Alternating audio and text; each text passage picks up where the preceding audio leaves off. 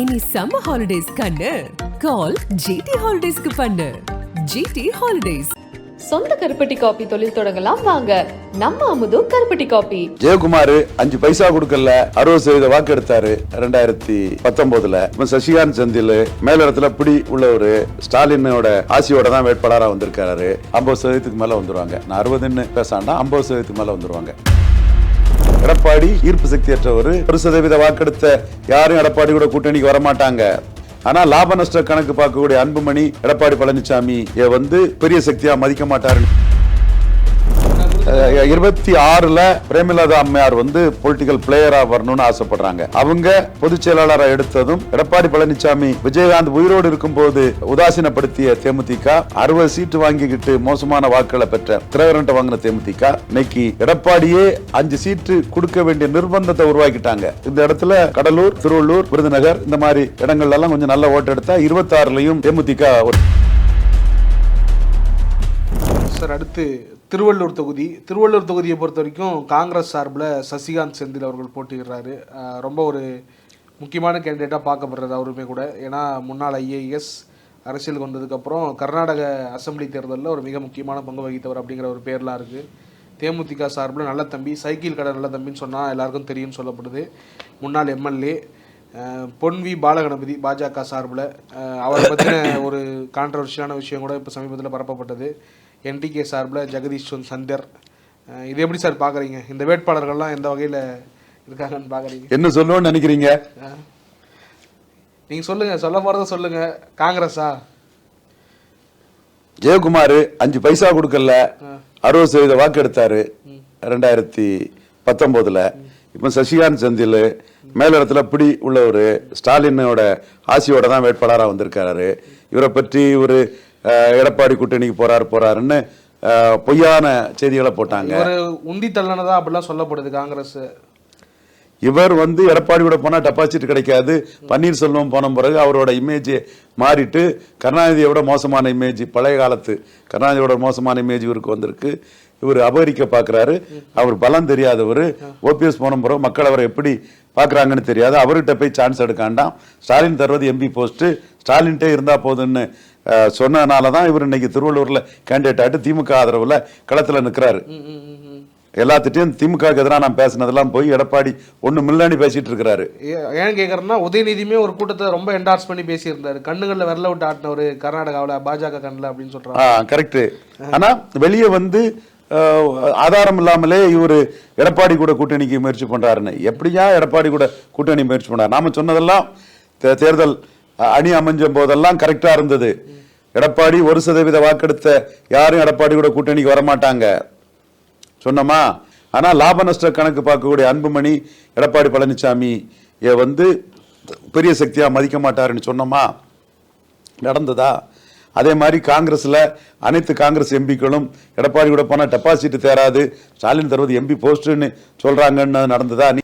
சசிகாந்த் செந்தில் இன்னைக்கு காங்கிரஸ் கேண்டிடேட்டா திமுக கூட்டணி காரணம் அவருக்கு நாம சொன்ன விஷயங்கள் தான் உண்மைன்னு சசிகாந்த் செந்திலுக்கு தெரிஞ்சிருக்கு.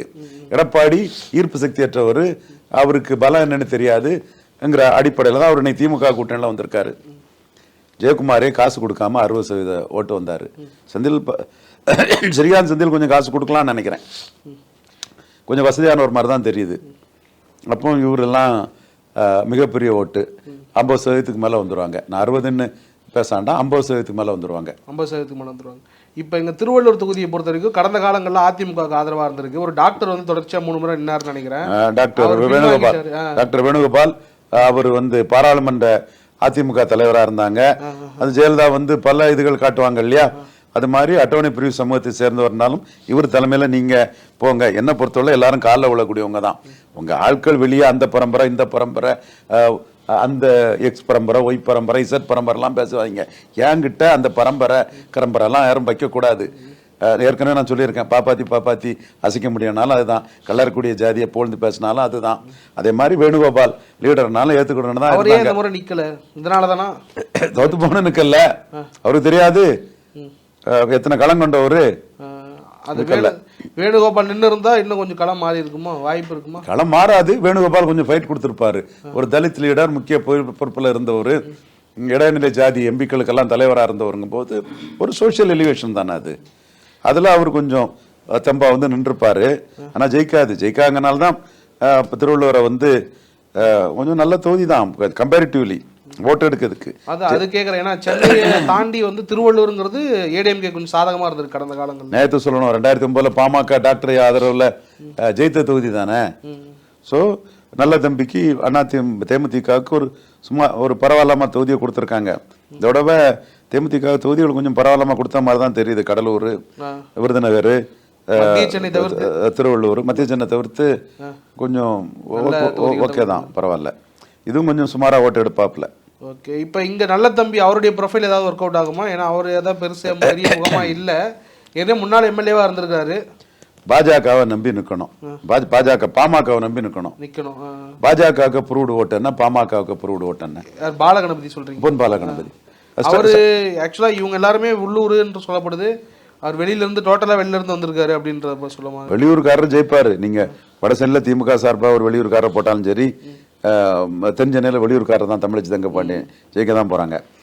இவரு வந்து ஸ்ட்ரக்சர் ஸ்ட்ரெங்த்தை தாண்டி இவருக்கு என்ன இருக்குது? ஒன்றும் இல்லை. ஆனால் இங்கே திருவள்ளூரை பொறுத்த வரைக்கும் குறிப்பாக அந்த கும்முடி பூண்டி அந்த பெல்ட்லாம் 20-25% வாக்குகள்லாம் கடந்த காலங்களில் பாமக பெற்றிருக்கு. அது ரீட்டைன் ஆகுமாங்கிறதா பெரிய கேள்வி. கும்முடி குண்டியில் ஒரு ஸ்ட்ராங் பிஎம்கே இது இருக்குது.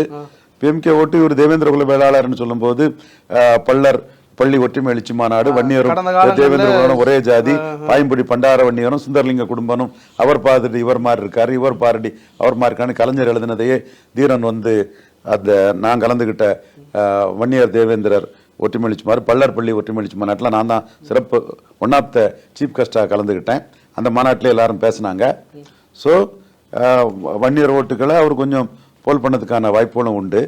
பட் மீகர் ஓட்டு தானே இருக்கு. ஓகே, அங்கே இது சொன்ன மாதிரி இங்கேயும் பாக்கெட் ஸ்ட்ரென்த் அது பாமகவுக்கு மட்டும்தான் இருக்கு. அதனால வேற வாய்ப்பு இல்லை. அது எப்படி ஜெல் ஆகணும், ஆட்களை பார்க்கணும், நிர்வாகிகளை பார்க்கணும். பெருசா வேலையும் செய்யறது இல்லை, அந்த மாதிரி கேள்வி வருது. வேலையும் செய்யல, பாஜக தலைமையும் பார்ப்பாங்க. வேலை செய்யாதவங்களுக்கு எல்லாம் அவங்க ஒன்றும் பணத்தை கொடுக்க மாட்டாங்க. அப்போ ரொம்ப வேலை நின்று போகும் கடைசியில. அந்த மாதிரி ஒரு செய்தி வருது. வேலை செய்யலைன்னா கடைசியில தேர்தல் கடைசி நாள் பூத்து செலவுக்கெல்லாம் பாஜக இப்போ உள்ள பாஜக எல்லாம் ரொம்ப தெளிவா இருப்பாங்க. அது ஒழுங்கா செய்தா அதாவது வரும், அது வரலன்னா ரொம்ப மோசமா போகும். ஓகே, இப்ப நல்ல தம்பியை பொறுத்த வரைக்கும் ஒரு சில வாக்குகளை பெற்றா தேமுதிகவுக்கு ஒரு தங்களை குளோரிஃபை பண்ணி காமிச்சிக்கிறதுக்கான ஒரு வாய்ப்பு அமையுமா இந்த தொகுதிகள்லாம்? ஏன்னா 26ல பிரேமலதா அம்மையார் வந்து பொலிட்டிக்கல் பிளேயரா வரணும்னு ஆசைப்படுறாங்க.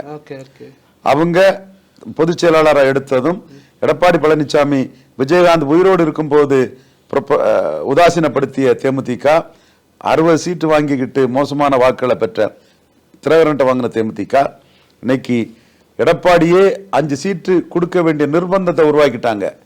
இது அவங்க உருவாக்குனாங்களா இல்ல மற்ற கட்சிகள் உருவாக்கிட்டாங்களா? எல்லாரும் உருவாக்கிட்டாங்க. எடப்பாடியும் உருவாக்கிட்டாரு. அவரே வேண்டான்னு சொன்ன தேமுதிக கிட்ட போய் நின்னாருன்னா அவருக்கு ஃபால் வீழ்ச்சி.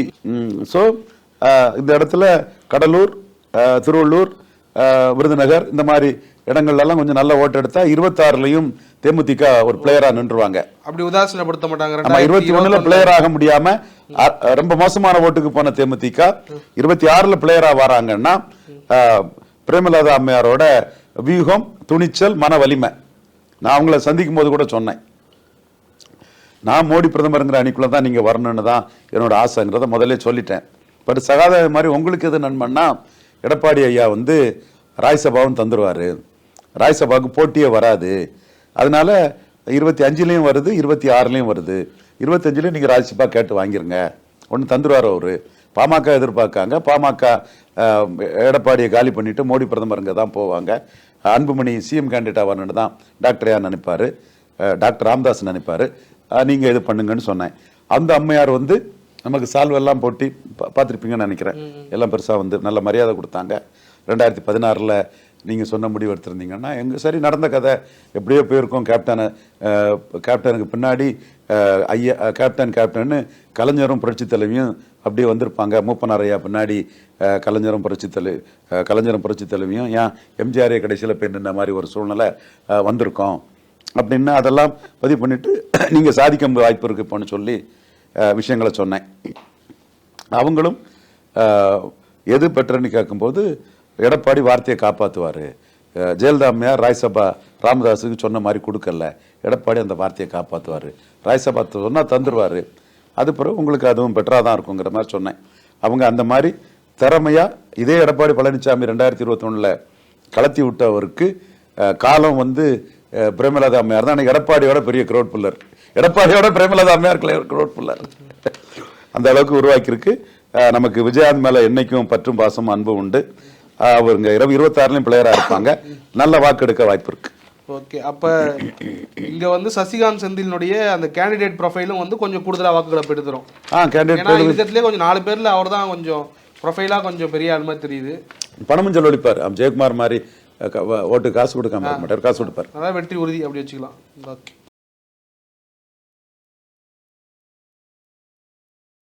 இனி சம்மர் ஹாலிடேஸ் கண்ணு கால் ஜிடி ஹாலிடேஸ்க்கு பண்ணு. GT holidays. சொந்த கருப்பட்டி காபி தொழில் தொடங்கலாம் வாங்க. நம்ம அமுது கருப்பட்டி காபி.